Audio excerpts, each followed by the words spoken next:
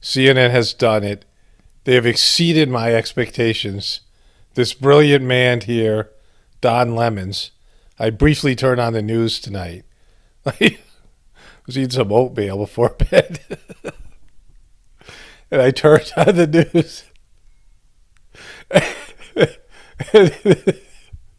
And this is what, here, just let's let it play. For Biden when he was vice president. And Biden now laying the groundwork to build his incoming administration, despite the president's refusing to concede, acting like a sore loser. Did you see that? Wait till this goes down here. Trump is a sore loser, tweeting out lies and nonsense.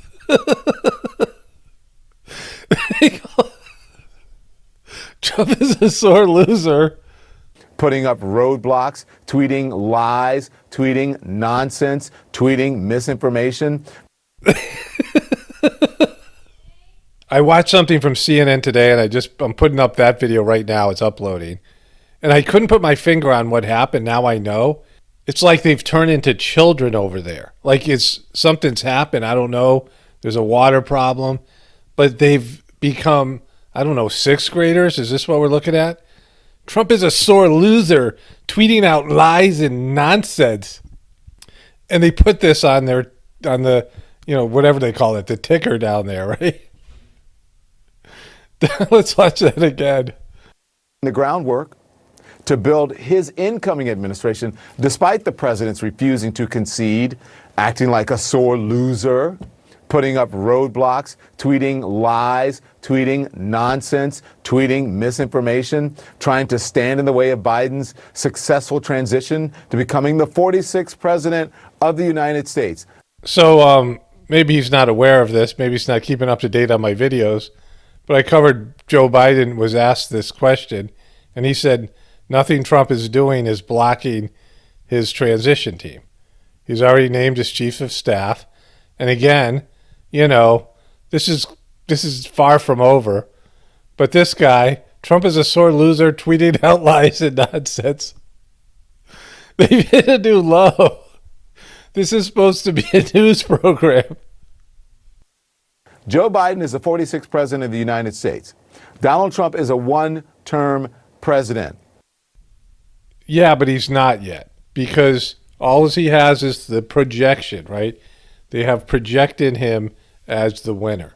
None of the elections have been certified, and there's lots of evidence out there. I've been covering it, and, I'm just, scratching the surface. I'm not doing that much in terms of research, but there's enough evidence that suggests that this thing is going to be turned around. We'll see what happens, because, a lot has to happen for something like this to be turned around. And the controllers have to sign off on it, right? Because they can just bury this anytime they want, bury the election and move on with Biden. And so we'll see what happens here.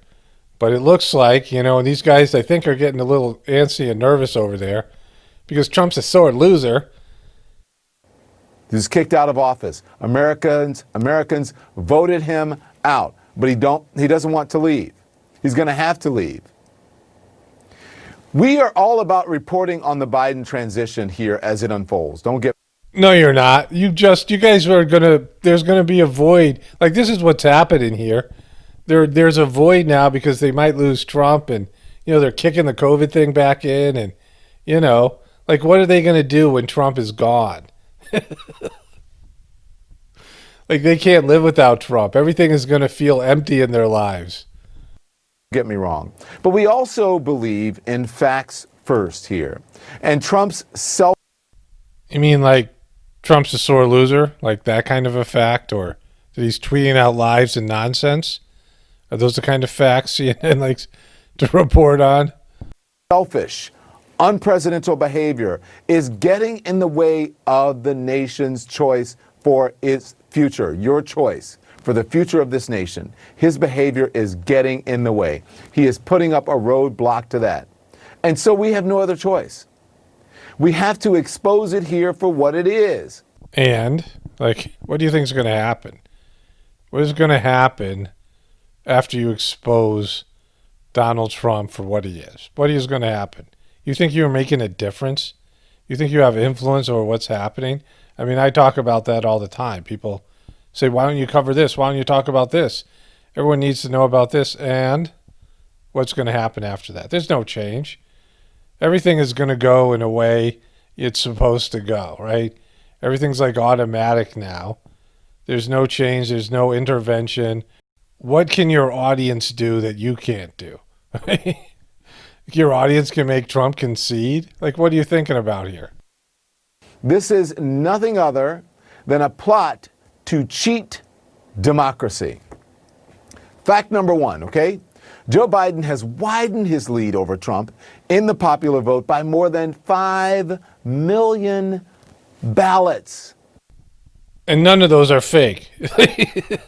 The thing is, that means nothing because the popular vote means nothing. And so, yeah, he wants to talk about it, but it means nothing.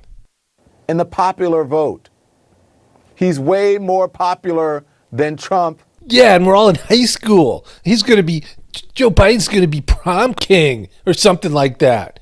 And Trump's not. So stop it. Stop it, Trump. You're not going to be prom king. You're a sore loser, Trump. Here it is. Biden's lead in the popular vote now more than 5 million. Everything they say he puts underneath like it's breaking news. Has ever been or will ever be. Biden has tallied up more than 77 million votes. That's more than any presidential candidate in American history. Can you imagine? That means he's the best president because he's got more votes than George Washington, Abraham Lincoln, and all the other famous presidents. He's got more. How the man who is obsessed with ratings and numbers, how that feels? That he's no longer the best. He's not at the top. He doesn't have the biggest numbers. He's got the biggest hands, though. 5 million more votes, popular votes.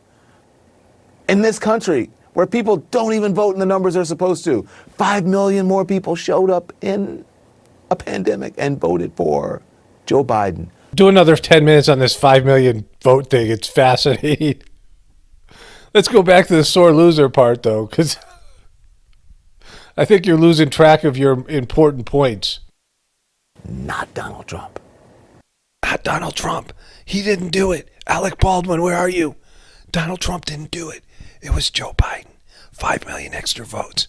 Now Trump is a sore loser. Joe Biden is already projected to be the winner in more than enough states for an electoral college victory. Projected. That means the media's called it. This has not been, it's not a legal victory yet. Again, projected. Like you've lost sight of what that means. I'm glad he said it, but he doesn't know what it means.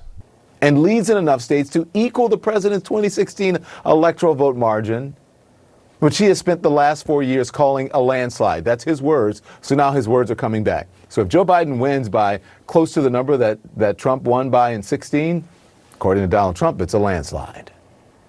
How's that feel? This is so sad, right? He thinks he's laying it on Trump here with this sore loser talk. And, hey, you called it a landslide. Now the landslide's come back at you.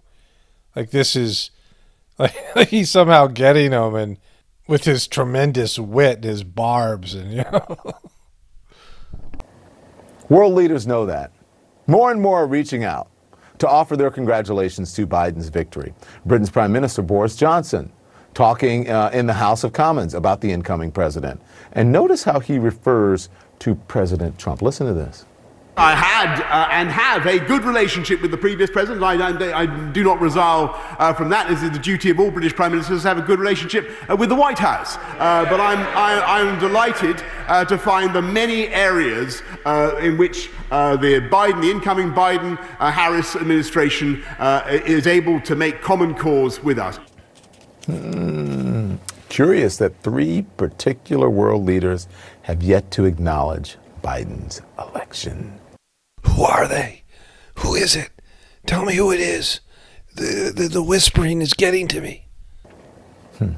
Russia's Vladimir Putin, Xi Jinping of China, and Kim Jong-un of North Korea. Wonder why? I want to know.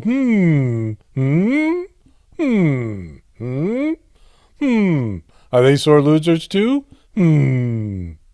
We did finally see President Trump today, his first public appearance in 6 days. We saw it, Chris showed it just moments ago, marking Veterans Day at Arlington National Cemetery.